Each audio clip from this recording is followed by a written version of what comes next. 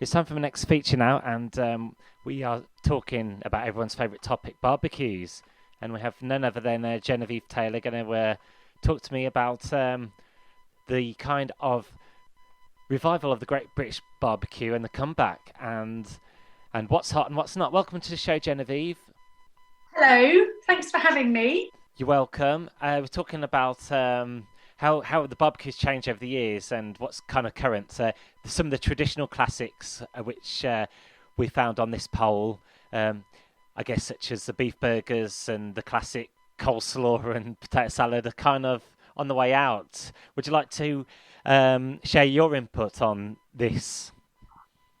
Yeah, so I've been involved in some research for Thermapen, looking at how barbecuing has changed, and the result is fantastic. People are becoming more and more adventurous with their cooking, and I think that's wonderful. It's there's nothing that you can't cook on a barbecue, so just embracing kind of different cuts of meat like short ribs and pork ribs, and vegetables, and kind of using kind of herbs and spices in abundance.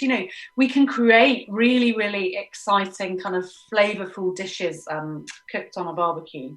Nice. And what has contributed to this transition is people's tastes have changed. Maybe people have become vegan, vegetarian. Yeah, for sure. I mean, there's definitely a rise in kind of vegetarian eating. I'm not a vegetarian. I consider myself to be a proud omnivore, but I like eating vegetables, and I want to eat more vegetables in order to be able to afford better quality meat a little bit less often. So it's just sort of balancing it all out. That's a trend that seems to be happening, which is fantastic. And a common myth about barbecues, you don't necessarily have to have meat on the barbecue. Barbecue can mix it up. Exactly. You can absolutely mix it up. Yeah. And would you say the barbecue has gone slightly upmarket?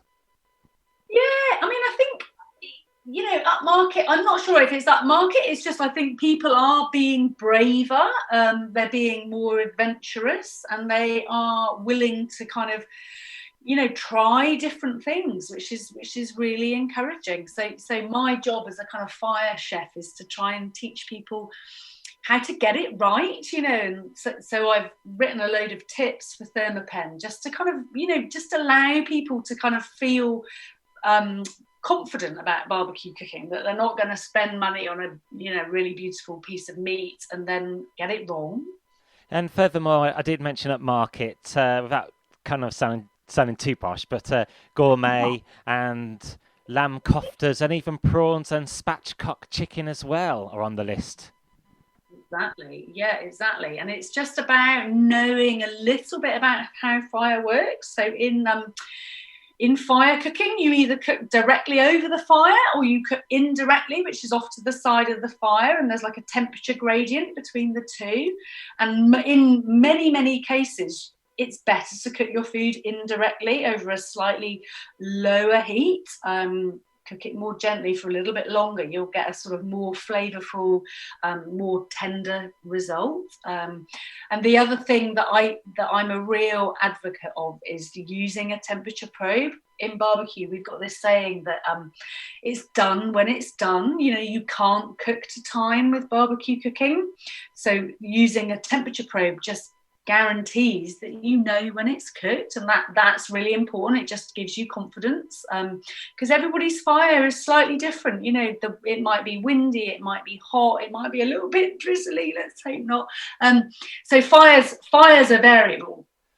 The internal temperature of your meat is not variable, that is fixed. So if the thermometer tells you your chicken is cooked, it is cooked. Mentioning kind of cooking temperatures as well. When people say they like their sausages well done or burnt, is it trying to get the balance right? Is it best to be overcooked then undercooked, or is there Well, balance? the thing, what is best is if you cook it perfectly. Yeah. So you're using a temperature probe. So you want to take it to the right internal temperature. So with something like chicken, you're looking for an internal temperature of 74. Means it's done perfectly. And I think people can be historically a little bit scared about cooking something like chicken, that they go too far and they overcook it because they're maybe a little bit paranoid about undercooking. So again, temperature, it's done when it's done. Also, we've mentioned the cooking.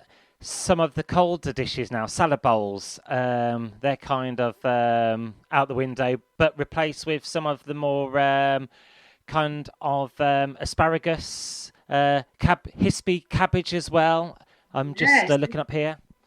Grilling vegetables is a real kind of on-trend thing at the moment, and you know, I like to cook my whole meal outside on the barbecue if I'm kind of outside anyway. I don't want to be skipping backwards and forwards into the kitchen, kind of making coleslaw and stuff. Nothing wrong with coleslaw. I love it. But, you know, you can cook a lot of lovely kind of side dishes on the barbecue that are really beautifully eaten at room temperature. So like a kind of easy grilled ratatouille, for example, you know, peppers, aubergines, tomatoes, chuck a load of fresh basil on it. That will sit very happily at room temperature whilst you cook your meat. So it's like about just doing a little bit of prep inside to get all your things lined up and then just, you know, cook them in a row.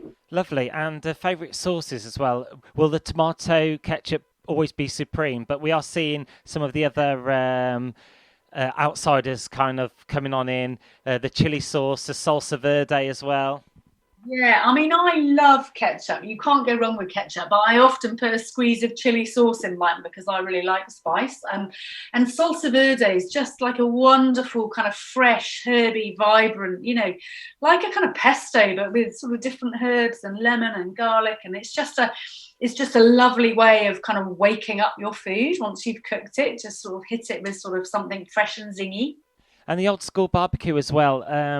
That's kind of you don't see many of the old school barbecues now, the metal ones, where when my father used to have the old school barbecue, slaving away. Now it's all modern technology.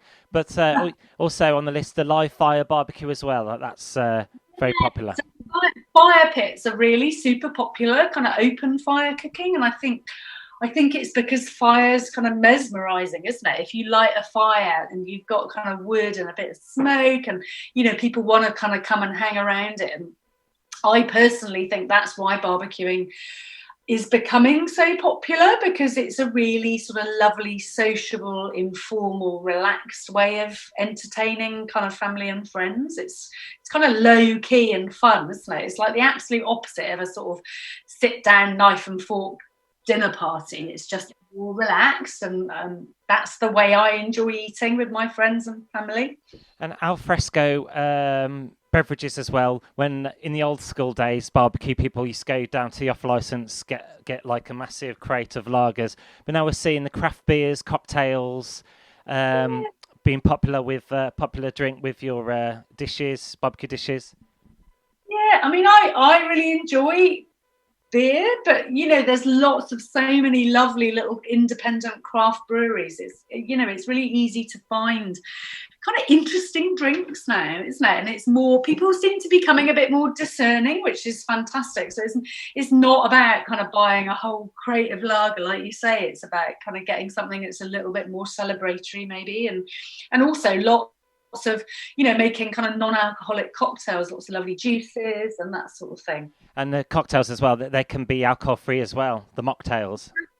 Yeah, exactly. And no barbecue is complete without music in the background, a bit of ambience.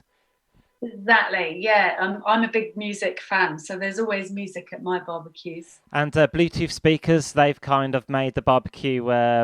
You don't need a DJ now. You could just put your iPod on yourself. Motown reggae, perfect for a barbecue, maybe. Depending. Exactly. Yeah. Can't beat it. A little bit of music in the sunshine. And do you have a new novel out as well? A new book you may like to just tell my listener? Yeah, I do. I've got quite a few books, but my latest one is called Foolproof Barbecue, and it's exactly what it says. It's about kind of busting the myth that barbecue needs to be tricky. It's about making it easy, teaching people, you know, those basic tips to success. And it's also about showing you that, you know, you don't need a lot of complicated, expensive ingredients. Actually, you know, you can pick most stuff up in a kind of medium-sized supermarket. Fab. Well, I could talk to you all day about this because it's one of my favourite subjects, food. But thank you so much for just coming on to the show, Genevieve Taylor, just telling me how the Great British Barbecue has changed over the years. Oh, it's a pleasure. Thank you. Thank you so much.